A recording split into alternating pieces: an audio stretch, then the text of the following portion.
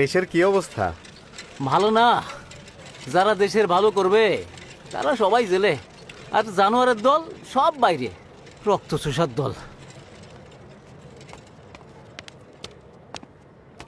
শরীরের কি হাল মুজিব ভাই? তাজউদ্দিন, শরীর দুর্বল কিন্তু মনের জোর ঠিক আছে। ভেবো না। ওহো, ভাড়াই তো দেইনি। আপনি শেখ মুজিব চিনতে পারে নাই। আপনি মুক্তি পাইছেন, এইবার আমরাও মুক্তি পাবো। ভাড়া নেব না। আরে কি বলেন, ভাড়া নেবেন না কেন? সারা জীবন বুক ফুলায় কইতে পারমু শেখ মুজিব আমার রিক্সায় চড়ছে। ভাড়া নিলে জিনিসটা কয়া শান্তি পাবো না। আসি, আসসালামু আলাইকুম।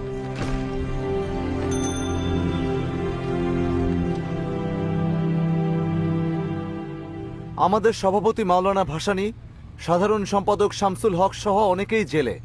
এই দুর্দিনে মুজিব ভাইকে আমরা ভারপ্রাপ্ত সাধারণ সম্পাদকের দায়িত্ব দিতে চাই। আলো এসে গেছে। এখন মুজিব সাহেব সারা দেশে আলো জ্বালাবেন, ছাত্রলীগের মতো আওয়ামী লীগকেও পুনর্গঠন করবেন।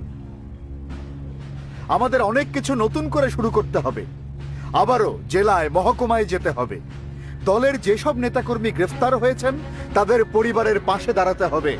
এজন্য আপনাদের সমর্থন চাই।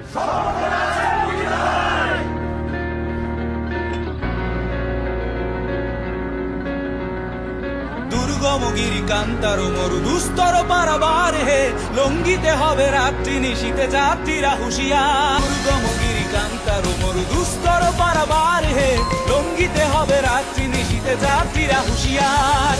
দুর্গমগিরি কান্তার মরু দুস্তর পারাবার হে, লঙ্গিতে হবে রাত্রি নিশীতে যাত্রীরা হুঁশিয়ার।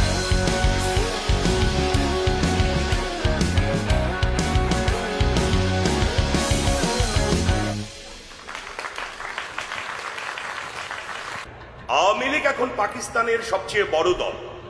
সামনে নির্বাচন, তাই মাওলানা ভাসানী সভাপতি থাকবেন, আর সাধারণ সম্পাদক আপনারাই তো বলে দিলেন, তাহলে আমিও বলি, শেখ মুজিবুর রহমান আওয়ামী লীগের সাধারণ সম্পাদক। সাথে আমি বলি, আওয়ামী লীগকে অসাম্প্রদায়িক দল করতে হবে। সব ধর্মের মানুষের জন্য দুয়ার খুলে দিতে হবে। আমরা ঢাকায় রাজধানী চাই, আর্মির হেডকোয়ার্টার চাই, সেন্ট্রাল ব্যাংকের হেড অফিস চাই, রাষ্ট্রভাষা